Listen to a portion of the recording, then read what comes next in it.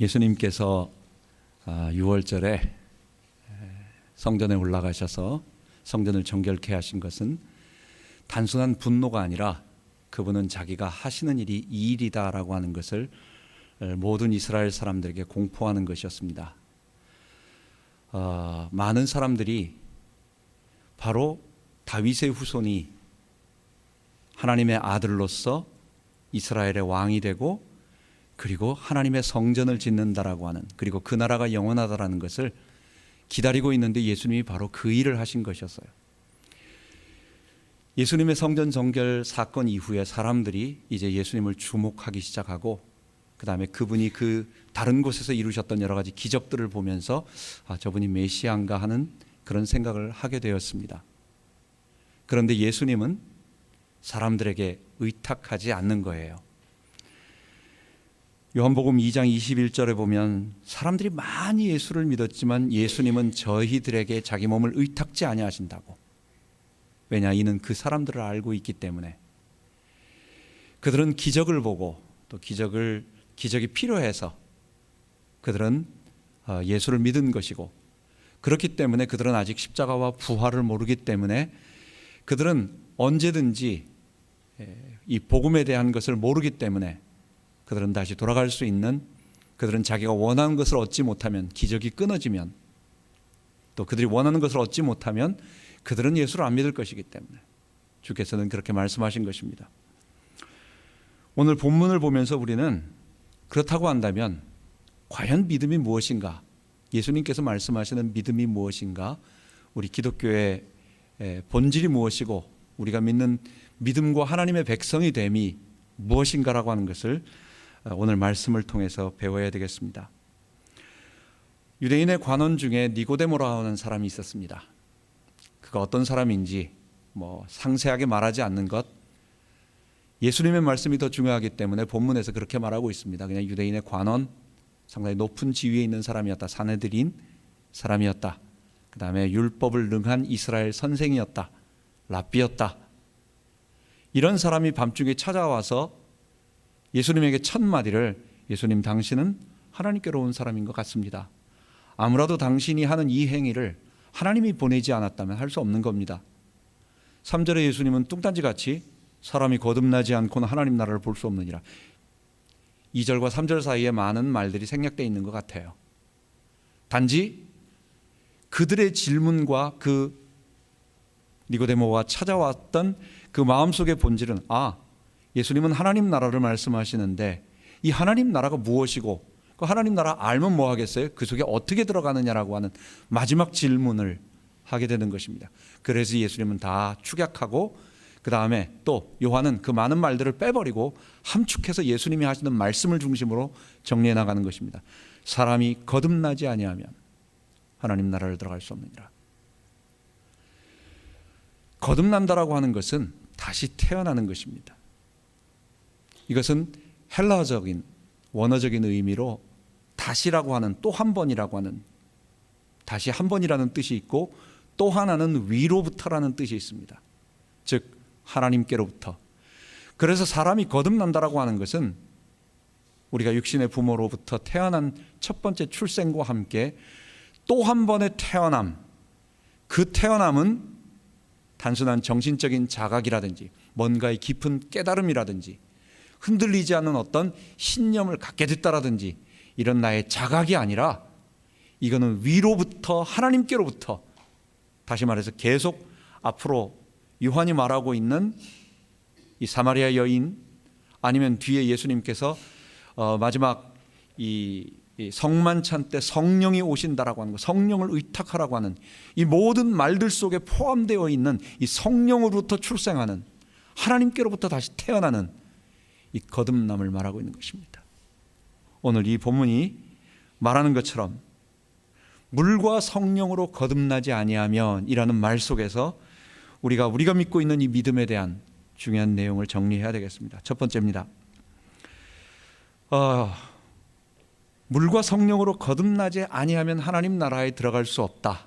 하나님 나라라고 하는 것은 당연히 이제 구원을 말하는 것이고, 그 하나님 나라에 들어있는 상태를 생명이라고 말하고, 그 생명이 영원토록 시간적으로 지속되는 것을 영생이라고 말하니까 이 모든 것은 같은 단어라고 볼 수 있겠어요. 구원, 하나님 나라 또는 생명, 영생, 다 우리가 추구하고 하나님께서 우리에게 주시는 이 구원을 말하는 것입니다. 그런데 이 구원을 얻는 것이 두 가지로 똑 되어진다는 거예요. 그게 바로 물과 성령으로 거듭나야 한다는 것입니다.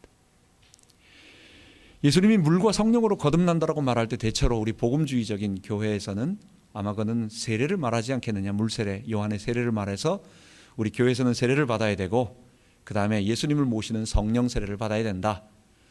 그러니까 성령으로 세례를 받는 것에 대해서는 그렇게 큰 어려운 게 없어요. 근데 이 물세례가 뭐냐, 이 물로 거듭나야 된다라는 말이 뭐냐, 이걸 조금 어려워하는 것이 있습니다.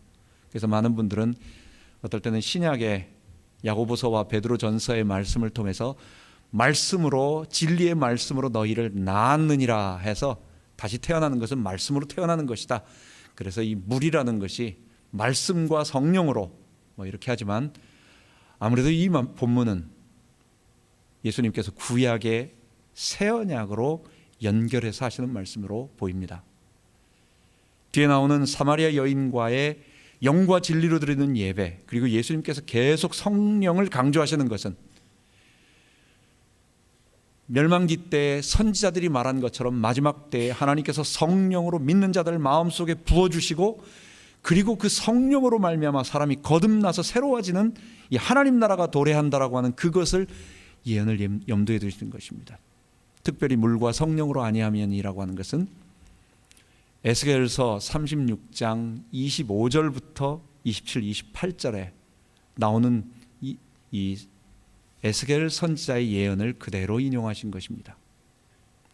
에스겔 선지자는 마지막 때에 또 새 영을 너희에게 주고 내 신을 너희에게 주어 너희로 즐거운 마음을, 너희 마음에서 굳은 마음을 제하고 부드러운 마음을 줄 거라고, 우리가 즐거운 마음으로 하나님을 섬길 거라고 얘기해요. 또 내 신을 너희에게 두어 너희로 내 율례를 행하게 하리니 너희가 내 규례를 지켜 행할지라. 나는 너희 중에서 행하여 너희 하나님이 되고 너희는 내 백성이 될 거라. 하나님께서 마지막 때에 예레미야, 요엘, 스가랴 모든 선지자들에게 말한 것처럼 성령을 부어주신다는 거예요. 그런데 그 앞에 25절에 이런 말을 하고 있습니다. 맑은 물로 너희에게 뿌려서 너희로 정결케 하되 곧 너희 모든 더러운 것에서와 모든 우상 섬김에서 너희를 정결케 할 것이며, 하나님의 성령을 받기 전에 먼저 물로 우리를 정결케 할 거라는 이 에스겔 선지자의 예언을, 그것을 그대로 세례 요한이 인용을 하고 세례 요한이 그것을 흉내내는 거예요. 내 뒤에서 성령으로 세례를 주고 오시는 분이 계시다. 내가 물로 세례를 주시는 것은 바로 내 뒤에 성령으로 세례를 주시는 분이 계시다고 하는 것을 알려주기 위해서, 그리고 사실은 에스겔 선지자가 말하는 것처럼 성령으로 세례를 받기 전에 먼저 물로 우리를 정결케 하는 정결 예식을, 죄 씻음을 얘기하고 회개를 말하고 정결 예식을 말하고 상징적인 말하는 거죠. 한마디로 말한다면 회개를 말하는 거예요. 예수님은 이것을 똑같이 엠마오로 가는 두 제자가 시리에 빠져 있는데 곁에 가서 말씀하여 주십니다. 그리스도가 구약과 율법과 시편에 자기를 가르쳐 기록된 말씀된 모든 말씀을 펴서 읽으시고, 이처럼 그리스도가 먼저 고난을 받고 십자가에 죽어야 할 것이 아니냐 가르치시고 나서, 그러니까 복음을 먼저 얘기하시는 거예요. 복음 사건이 먼저 일어나는 거예요. 예수님으로 말미암아 구원받는 하나님의 백성에 들 수 있는 십자가 사건이 먼저 일어난다라고 하는 복음의 내용이 있고, 그 다음에 또 죄사함을 얻게 하는 회개가 예루살렘으로부터 시작하여 온 세상에 전파될 것이 기록되었다고 말하고, 그 다음에 말씀하시기를 내가 아버지께로부터 보낼 성령이 너희에게 임할 때까지 이 성전에 머물러 이 예루살렘 여기를 떠나지 말고 머물러 있어라. 성령이 임하신다라는 것입니다. 결국 예수님의 말씀도 바로 그리스도 사건 이후에 에스겔 선지자가 말하는 것처럼 먼저 우리를 정결하게 씻는, 이것을 우리가 그대로 교회에 적용시킨 것이 세례 예식, 이것은 십자가와 부활에 동참하는, 특별히 예수와 함께 내가 죽었다라고 하는, 내가 죽음은 내가 십자가에 못 박혀 죽는다라고 하는 회개를 상징하기 때문에 우리의 세례 속에다 담아두고 있는 거예요. 세례를 통한 우리의 회개, 죄 씻음, 정결케 함, 물로써 그것을 구약에 예언되어져 있기 때문에 표현되어진 것이고, 그러나 본질적인 것은 그 세례 이후에, 물로 우리를 정결케 한 것 이후에, 회개 이후에 우리에게 오실 성령을 얘기하는 것입니다. 그렇기 때문에 첫 번째,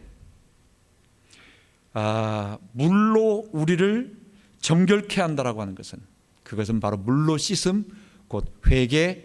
우리 교회에서는 이것을 상징적으로 물 세례 안에 담아두었고, 그것은 우리가 믿고 있는 로마서 6장에 말하는 것처럼 십자가에 죽을 때 우리가 못 박혀 죽는 회개 속에서 그것이 그대로 적용되는 것입니다. 우리가 새로운 사람으로 태어나기 위해서는 먼저 십자가에 못 박혀 죽는 이 회개가 필요합니다. 물로 정결케 씻는 씻음이 필요합니다. 그런데 이것은 그냥 다시 한번 이렇게 수리해서 개선하는 것이 아니라, 이것은 완전히 새롭게 태어나는 것입니다.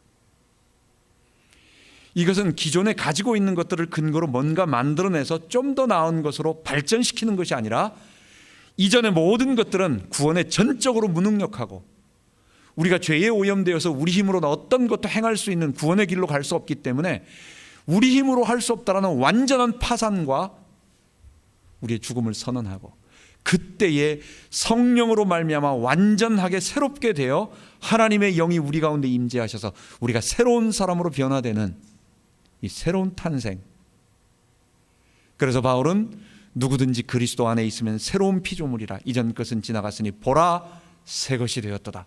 우리가 새로운 피조물이 되었고, 우리가 하나님이 새로운 창조하신 창조물이 되었고, 우리는 새로운 아담에게 속한 사람이 되었고, 우리는 그래서 새 사람이라고 말하는 거예요. 우리가 조금 결심을 해서 이제부터는 새로운 사람이 되어야 되겠다고 결심하는 것이 아니라, 그런 결심을 하는 것도 좋은 것이지만 이 정도 갖고는 우리는 죄를 이길 수 없다는 거예요. 우리의 옛사람을 이길 수 없다는 거예요. 완전히 그리스도의 영이 우리를 사로잡아 주실 때, 우리 안에 들어오셔서 나와 연합해 주실 때, 나의 왕이 되어 주실 때, 그때 우리가 새로운 사람으로 탄생한다는 것, 우리는 다 그 예수를 믿고 그렇게 새로운 피조물이 된 사람들입니다. 첫 번째, 물로 우리가 거듭나야 한다라는 말은 우리 회개를 통한 그런 죄 용서를 받아야 된다는 것입니다. 두 번째는 성령으로 받는다라는 것은, 영으로 난 것은 영이니 영이요 성령으로 난 것은 영이라고. 사람들은 이원론적으로 생각을 해서 여기서 영을 갖다가 그냥 단순한 우리의 영, 스피릿으로 얘기하고, 육체는 아무것도 아니다, 영이 그거다, 그것을 얘기하는 것이 아니라, 여기서는 그것을 비유해서 설명하면서 바로 사람의 몸으로 태어나서 부모에 의해서 태어난 사람, 이것은 영혼을 가지고 있는 육체로, 우리에게 똑같은 죄인이지만 우리에게도 영혼과 바디가 같이 구성되어 있지만, 하나님과 분리된 영혼, 이것은 죽은 영혼, 이것은 한마디로 말한다면 산 영이 아니라고 말하는 것입니다. 그래서 우리는 다시 한번 성령으로 태어나야 된다는 것입니다. 우리 속에 하나님의 영이 들어오실 때 우리는 믿음을 통해 가지고 어떤 새로운 자각을 하거나 확신을 갖는 정도가 아닌 새로운 사람이 되어져요. 창세기 2장 7절에 보면, 여호와 하나님이 흙으로 사람을 지으시고 그 코에 생기를 불어넣으시니 사람이 생명이 된지라 그랬습니다.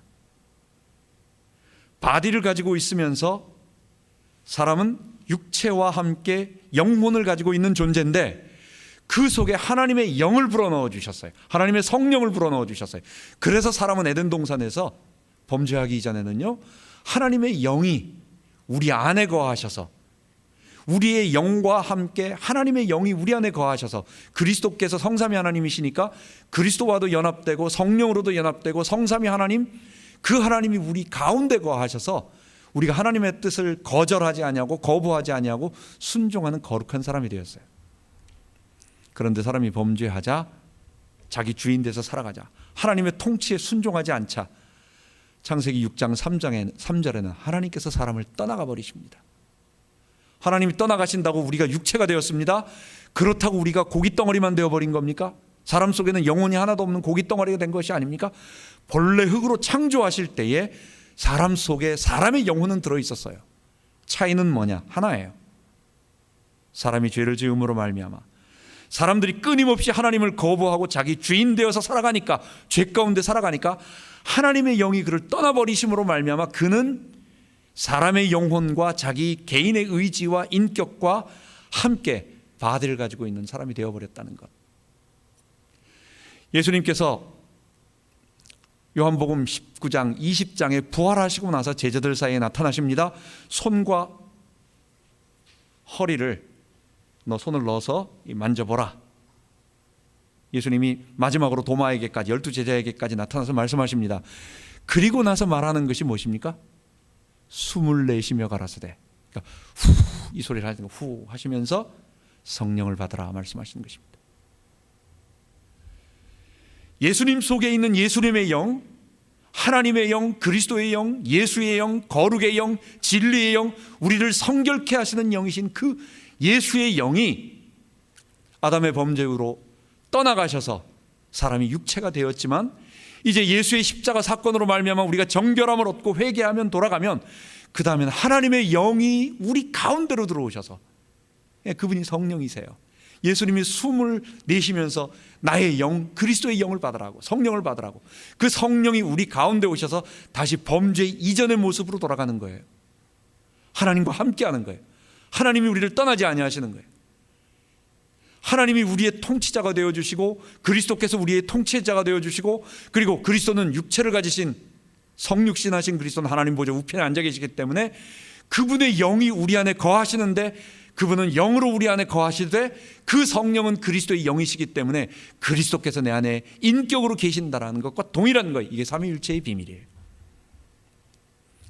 그래서 우리는 에덴 동산에 우리가 예수님과 함께 거했던 것처럼 우리 499장에 밤 깊도록 동산 안에 주와 함께 거하려 하나, 주가 나와 동행하시며 날 친구 삼으셨네.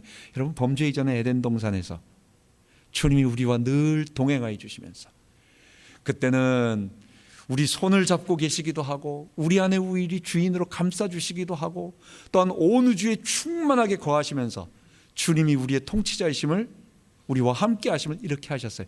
이 아름다웠던 고백이, 이 아름다웠던 것들이 이제 다시 성령으로 주님이 우리 안에 들어오심으로 말미암아 회복되어지는 길이 일어나게 되었고, 이것에 대한 완전한 회복이 우리 주님의 부활과 우리 주님의 재림으로 인하여 우리 몸에 부활할 때 완전하게 이루어질 것입니다.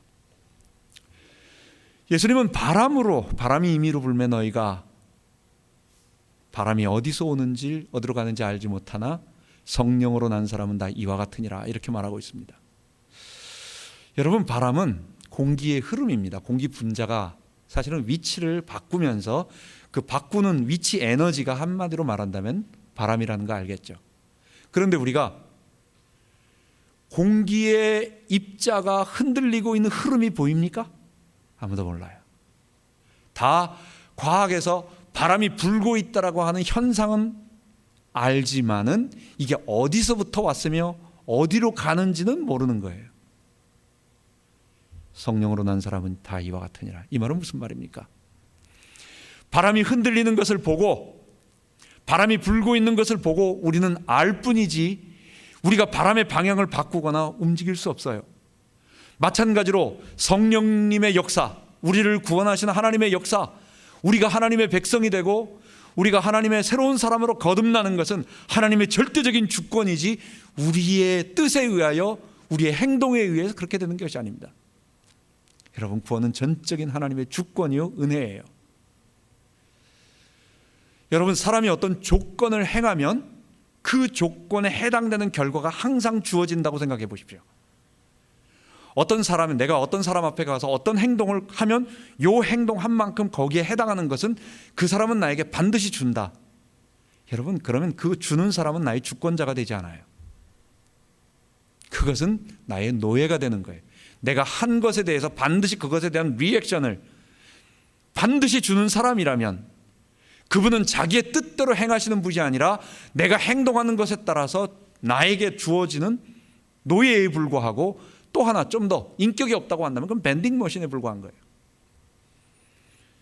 여러분, 내가 동전을 넣어서 거기에 해당되는 물건이 떨어지는, 음료수가 떨어지는 것을 보고 그 기계에 대해서 감사하는 사람이 있습니까? 없어요. 그렇기 때문에 행위 구원은 내가 공로를 쌓고 내가 열심을 다해서 내가 성령님을 이 정도로 하면 성령이 역사해서 날 구원해 주겠지라고 하는 그 내 조건에 맞춰서 내가 성령을 움직여서 구원받은 그 구원은 절대로 하나님께 감사함이 없는 것입니다. 그건 내가 한 것입니다. 너희가 그 은혜로 인하여 믿음으로 말미암아 구원을 얻었나니 이것이 너희에게서 난 것이 아니요 하나님의 선물이라. 왜 하나님이 우리에게 선물이라고 하는 것은 뭐예요? 나에게 아무것도 요구하지 않고 그냥 받기만 해라. 내가 선물을 주면 내 앞에서 나와서 손 내밀고 인사하고 받아가라. 여러분, 선물을 수납할 때 앞에 나와서 인사하고 받아가는 것, 그건 절대로 공로가 될 수 없어요. 그렇기 때문에 구원받은 자는 어디에도 누구에게도 내가 이 정도 했기 때문에 구원받을 자격이 있다라는 자기 주장, 자기 자랑을 할 수가 없어요. 죄의 본질이 뭡니까? 자기 주장이요, 자기 자랑인 것입니다. 구원을 받았는데 나는 이렇게 했다라고 자기 자랑을 늘어난다면 그것은 구원이 아닌 것이고 죄를 강화시키는 것입니다.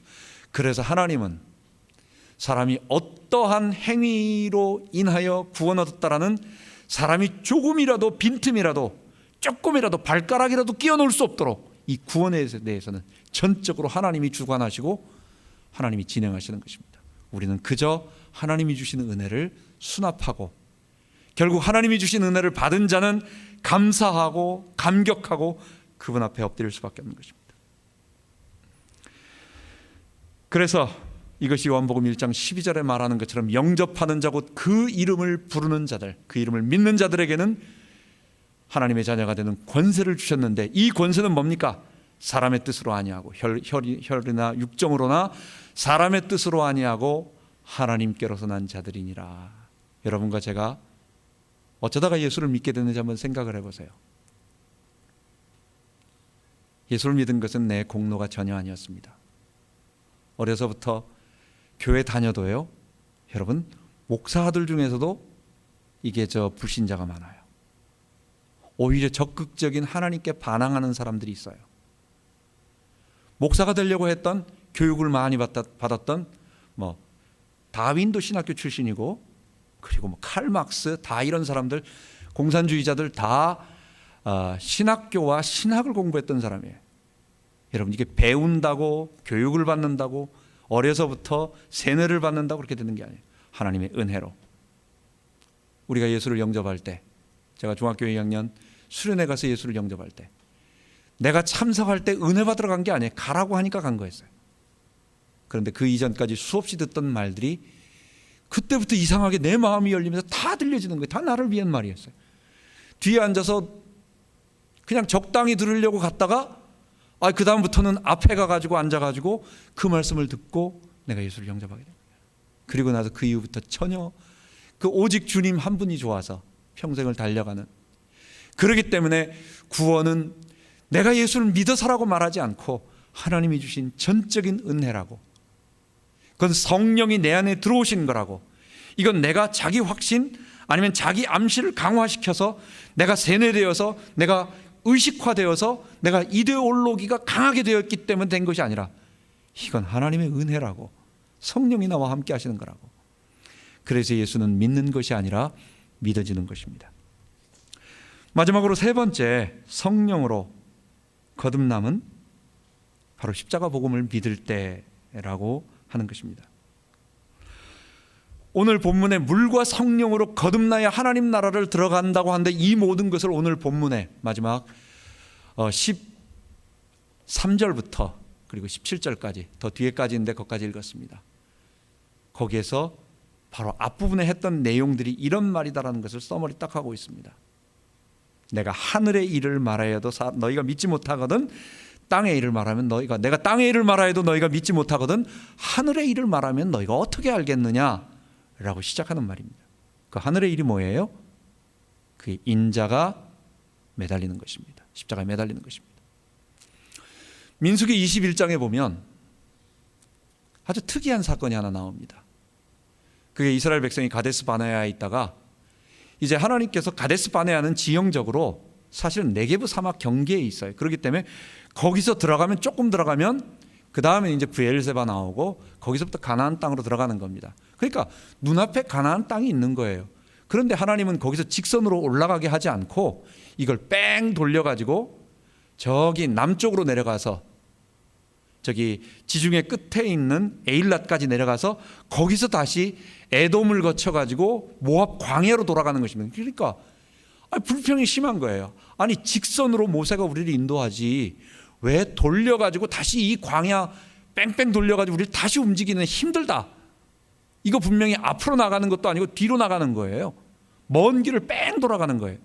불평하기 시작하고 불신앙하기 시작하고 불만하기 시작하니까 하나님께서 불뱀을 내리십니다. 그래서 사람들이 죽어가요. 하나님께서 그들의 고통을 보셔서 모세에게 말씀하십니다. 이 뱀, 놋뱀을 뱀을 놋으로 뱀의 형상을 만들고 그 뱀을 나무 장대에다가 매달라고. 여러분 성경에서 뱀은 절대로 축복의 대상이 아닙니다. 우리 의학에서는 그 지혜의 신, 지혜의 상징이기 때문에 뱀이 나무 작대기 거기에 꼬불꼬불 올라가고 있어요. 그게 지혜로운 거지 그게 지금 선악과를 따먹고 있는 뱀을 얘기하는 게 아니에요. 뱀은 지혜로운 그 지혜의 상징이에요. 의학 신을 얘기하는 게 지혜롭다라는 거예요. 성경에서 뱀은 인간을 타락시킨 사탄이고 그리고 옛뱀 마귀라고 해서 요한계시록에도 똑같이 저주받을 사탄을 얘기하고 있습니다. 뿐만 아니라 지금 이스라엘 백성들이 막 불뱀에 물려서 불같이 따가움과 함께 죽어가고 있는 이 고통을 주는 원인자가 누구예요? 그 뱀이에요. 그 불뱀이었어요. 근데 하나님은 그 뱀을 놋으로 만들어서 장대에 매달라고 하는 것입니다. 여러분 장대에 매달라고 하는 것은 율법에도 보면 이스라엘은 매달리는 것을 싫어해요. 신명기 21장 23장 21절 그 21장 23절에 보면 나무에 달린 자마다 저주 아래 있는 자라고 말하고 있습니다.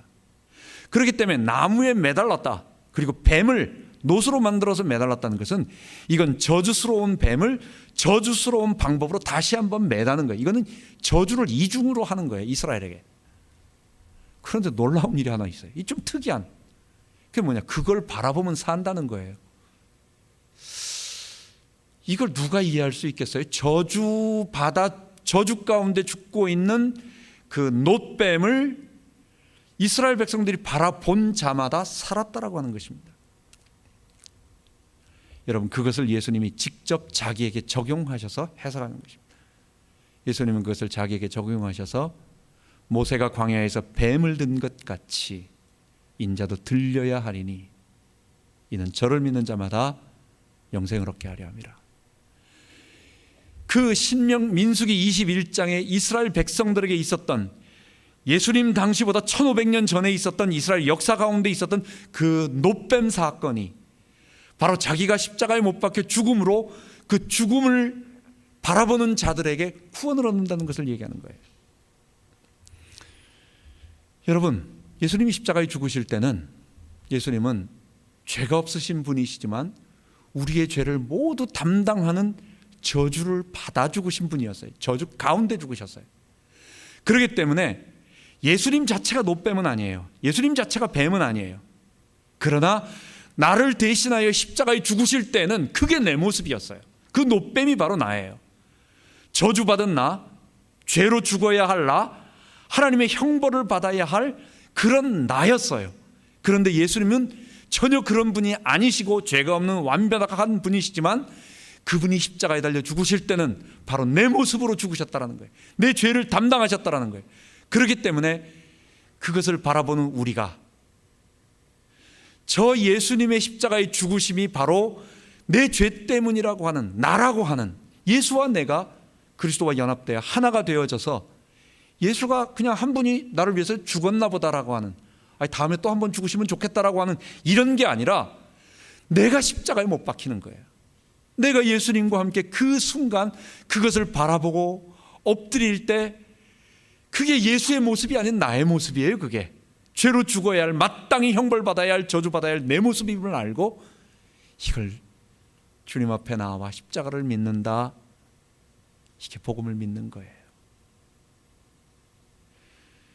예수님은 노뱀인, 이 저주받아 죽어야 할 노뱀과 같은 내 대신 노뱀으로 죽으시고, 그래서 누구든지 그 노뱀을 바라보기만 하면 예수님처럼 장대에 매달려 있는 내가 노뱀입니다, 내가 예수님의 피로 말미암아 이 저주받을 자에서 내 죄가 주님과 함께 다 못 박혔습니다라고 하는 것을 고백하는, 회개하는 자들에게, 이거 우리말로 바울의 말로 십자가에 못 박혀 죽은 자들에게 주님은 그 십자가에 못 박힌 그것을 보시고 죄값을 치렀기 때문에 죄 용서하시는 것입니다.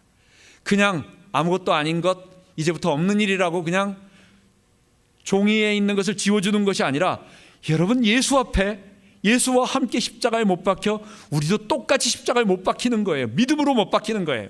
회개하는 거예요. 나의 옛 자아, 나의 죄인된 모습을 주님 앞에 내어드리는 거예요. 그것이 노뱀을 바라보는 거예요. 그렇기 때문에 하나님은 예수에 못 박힌 내가 죄의 그것을 다 죄값을 치른 것으로 인정하시고, 그게 예수의 피를 우리에 발라주었다는 거예요. 그게. 그리고 우리를 죄 용서하여 주시는 것입니다. 뿐만 아니라 저를 믿는 자는, 그래서 하나님이 세상을 이처럼 사랑하사 독생자를 주셨으니, 그게 바로 십자가 복음을 한마디로 함축하여 말하는 것입니다. 옛날에 몇 년 전까지만 해도 성경을 가장 사람들이 좋아했던 성경 구절이 바로 요한복음 3장 16절이었답니다. 크리스찬들에게 무슨 성경 구절 좋아하세요? 말하면 요한복음 3장 16절이에요. 몰라도 다 3장 16절. 하나님이 세상을 이처럼 사랑하사, 뭐 이러면서 우리 옛날 율동했던 생각이 나는데 뭐 이렇게 하는데 아무도 안 하는 거 보면 나하고는 영 안 맞는 것 같아. 어쨌든 그렇게 했는데 요즘 들어서는 달라졌대요. 요즘은 예레미야 23장인가? 그 정확하게 구절이 생각 안 나는데, 너희를 향한 나의 생각을 안 하니 내 생각은 곧 너희의 평안이니라고 하는, 사람들이 요즘 좋아하는 성경은 하나님이 우리를 사랑하시고 우리에게 평안을 주시는 것이다 라고 하는 그 구절이 제일 좋아한대요, 사람들이. 여러분, 복음은 뭡니까? 죄인된 나를 위하여 하나님이 무한한 사랑을 베푸셔서, 하나님이 사랑을 베푸셔야만 할 어떤 의무가 있습니까? 아무것도 없어요. 하나님이 나를 사랑하신 것밖에. 부모가 아이에 대해서 무조건적으로 베풀어주고 무조건적으로 내어줍니다. 자식들은 모르죠. 아버지 돌아가시고 나서, 어머니 돌아가시고 나서야, 그때 가서야 부모님이 날 그렇게 사랑했구나, 다 그렇게 후회하는 것입니다. 그것처럼 우리가 그 부모의 사랑조차, 하나님을 대리하고 있는 부모의 사랑조차 조금 이렇게 잘 모르는데, 하나님의 이 어마어마한 사랑, 요즘 많이 쓰는 말 어마무시한 사랑, 그 하나님의 나를 향한 그 무조건적이고 그 한량없이 베푸신 하나님의 은혜, 그게 바로 자기 아들을 십자가에 못 박혀 죽게 만든 것입니다. 여러분, 성삼위 하나님께서 인간을 구원하기 위하여 인격을 가지고 있는 인간이 자발적으로 자기의 죄를 내어버리고 하나님께로 순종할 수 있도록 이런 마음을 갖고, 그리고 그렇게 살아가도록 만드는, 다시 말씀드린다면 아담의 죄로 태어나서 태어날 때부터 하나님을 거부하고 자기 중심적으로 살아가는 본성을 가지고 있는 인간이 이 본성을 내어버리고 이제는 하나님께 순종하며 살아가겠다라고 하는 이런 마음으로 돌이키는 것은, 이거는 불가능한 거예요. 죄의 본성을 거스리는 것이기 때문에 불가능한 거예요. 그런데 이 일을 어떻게 할 수 있겠습니까? 이걸 두들겨 팬다고 되겠습니까? 이것을 뭐 겁을 준다고 되겠습니까? 이게 되는 게 아니에요. 이거는요, 한 가지 방법밖에. 그가 하나님의 사랑에 직접적으로 동참해서, 첫 번째 하나님의 사랑을 받아들이고, 두 번째는 그냥 감정만 받아서는 되는 게 아니에요. 정말로 그도 십자가에 못 박히고 그분의 영이 내 안에 들어오셔서 나를 완전히 감싸 나를 떠나지 아니하심으로 그분께 순종할 때, 자발적인 순종하게 될 때, 십자가의 사랑에 감격할 때, 이때밖에 없다는 것을 하나님이 영세전에 내가 범죄하고 아담의 범죄 이후에 그것을 아시고 그 구원의 계획을 만들어 놓으셨어요. 이런 것을 생각해낸 하나님도 대단하시지만, 그잖아요. 하나님이 육체가 되셔서 사람 대신 죽으시고 사람의 죄를 그 예수와 연합시켜 가지고 다 가져가시고 의로우신 예수가 내 안에 들어와서 나를 의롭게 만들어 거룩하게 만들어 가실 것이다. 이런 구원 계획을 생각한 것만 해도 대단하잖아요. 근데 더 대단한 건요, 이걸 실행하셨다는 거예요. 구원 계획을 가지셨을 뿐만 아니라 이 계획을 그대로 실행하시고 뿐만 아니라 지금도 그 약속을 우리 안에 성령으로 영원토록 거하시면서 우리를 지키신다는 거예요. 놀라운 은혜. 하나님이 왜 그러셔야 됐습니까? 하나님은 그러셔야 할 의무가 아무것도 없습니다. 우리가 아직 연약할 때의 기약대로 그리스도께서 경건치 않은 자를 위하여 죽으셨도다. 의인을 위하여 죽는 자가 쉽지 않고 선인을 위하여 용감히 죽는 자가 혹 있거니와, 우리가 아직 죄인 되었을 때 그리스도께서 우리를 위하여 죽으심으로 하나님께서 우리에게 대한 자기 사랑을 확증하셨느니라. 여러분과 저는 그리스도의 피로 말미암아 구속받은, 구원받은 하나님의 백성입니다. 이 하나님의 사랑 앞에 더 이상 우리가 뭘 달라고 할 그것도 없고, 그냥 그 은혜가 감사해서 우리의 평생을 하나님께 드리며 주님이 날 통치하시는 것이 가장 행복해서, 내 기도 제목의 첫 번째는 뭐냐? 우리의 기도 제목은 뭐냐? 나는 포도나무에 붙어 있고 싶다. 나는 주님께 순종하고 주님이 나를 통치하시는 것이 내 가장 최고의 목표요, 내 최고의 자랑이요, 그리고 이것만이 우리를 구원하는 하나님의 구원의 방법이다. 이 복음을 전하는 일에 우리의 평생을 드리고, 그리고 좀 더 가깝게 우리 성도들에게 이 구원을 직접 체험하고 우리에게 가르치고 그리고 전파할 수 있도록 하는 교회를 위하여 내가 살겠다. 여러분, 예수 믿는 사람은 그거 하나밖에 없는 것입니다. 다른 것이 우리의 동기나 목적되지 않고 우리를 위하여 십자가에 죽으신 나를 사랑하시는 주님의 사랑에 감격하는 것입니다. 우리가 이런 예수님의 십자가와 부활을 통해서 영생을 얻게 되었습니다. 그것이 바로 단순한 내가 이런 복음을 공부하면 저절로 하나님의 백성이 된다, 이런 그게 아니죠. 그러나 중요한 것은 성령은 복음과 함께 역사하십니다.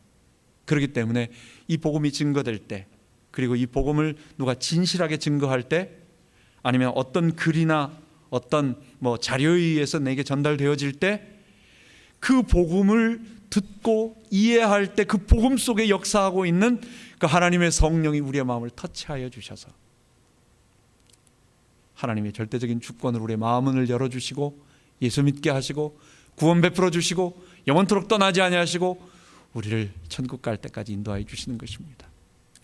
여러분과 제가 이런 구원을 받은 것을 니고데모를 통해서 잊지 말아야 되겠습니다. 마지막으로 정리하고 마칩니다. 언제나 다시 우리 다시 복음으로 돌아갑시다. 언제나 다시 복음으로 돌아갑시다. 살다 보면 우리의 일이 많이 엉클어질 때가 있어요. 아무리 집을 정리해놔도 얼마 지나고 나면 또 엉클어집니다. 차를 타고 가다가 처음에 내비게이션 없었을 때, 옛날에 초창기에 모르는 곳에 가게 되었어요.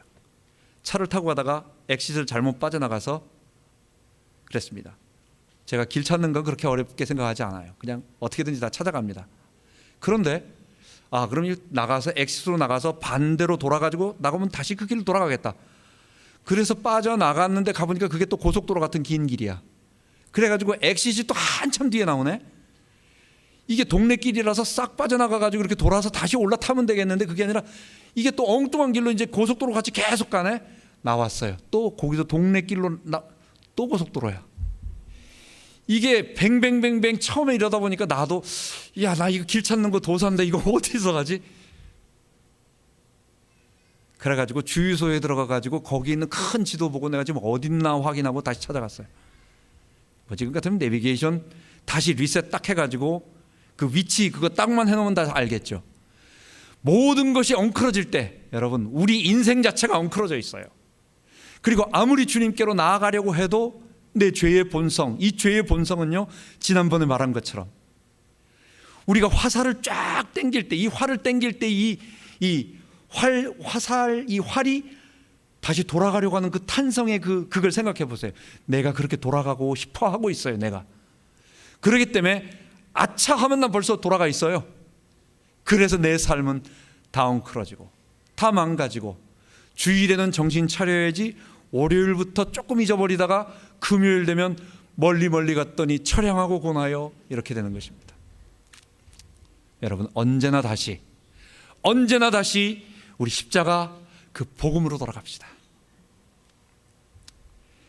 성령으로 함께 하시는 그리스도, 그분은 나의 노예가 아니고 나의 종이 아니십니다. 그분은 나의 주인이세요. 그분 순종하고 그분 사랑하고, 여러분 우리 살아가면서 문제 주님 오실 때까지 있습니다. 애들은 애들대로 있어요. 지금 우리가 보면 애들한테 뭐가 있는지 모르죠. 그때 초등학교 4학년이 여기 유학을 왔습니다. 애들한테, 야, 너는 부모님이 이렇게 데려다 주는 거, 그리고 초등학교 거기 가가지고 ESL 하고 뭐 어려운 게 뭐 있냐? 목사님은 내가 얼마나 어려운지 몰라요. 3년이도 처음에 걔 초등학교 5살 때 왔습니다. 학교 가가지고 막 스트레스 받아가지고, 아니 가면 영어 하는 거 아닙니까? 초등학교 5학년짜리 5살짜리 뭐 킨더가든 아니면 뭐 프리스쿨에 뭐 영어가 뭐 스트레스가 있습니까? 우리 생각할 때는 아무것도 아니죠. 지는요 학교 가기 싫어가지고 막 영어 스트레스 받는다고 맨날 머리 아프다, 어떨 때는 배 아프다, 막 안 간다 맨날 그랬어요. 사람은 언제나 자기 주인 되어 사는 이 죄 때문에 이 땅에서, 문제는 주님 오실 때까지, 우리가 주님 앞에 가기 전날까지, 그때는 그때 맞는 고통이 우리에게 또 있을 것입니다. 그냥 주님 오실 때까지 계속 있는 문제에 잡히지 말고, 주님께서 우리를 보호해 주신 우리 아버지이기 때문에 그것 오면 우리가 주님께 더 나가야 되겠다. 그래, 문제는 없어지는 것이 아니라 문제 이길 힘을 하나님 우리에게 주신다는 거예요. 문제를 없애주는 것이 아니라 문제를 이기게 할 내가 너와 함께 하시겠다는 거예요.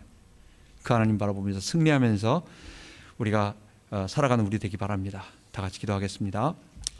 하나님 아버지, 이 중요한 이 예수님께서 니고데모에게 하셨던 이 물과 성령으로 거듭나는 이 진리를 통하여, 하나님 우리가 그냥 예수 단순하게 믿는 것이 아니라 내가 십자가에 못 박히고 회개하고, 내가 부활 생명으로 예수의 부활과 함께 살아나서 성령을 내 안에 주인으로 모셔, 그리고 살아가는 이 거룩한 축복을 우리가 누리게 하시고, 이 십자가 복음에서 이루어진 이 구원을 온 땅에 증거하는 우리 되게 하여 주옵소서. 우리와 우리 가정, 우리 자녀, 우리와 연관된 모든 곳에 이 십자가의 복음이 증거되게 하여 주옵소서. 우리 주 예수 그리스도의 이름으로 기도하옵나이다. 아멘.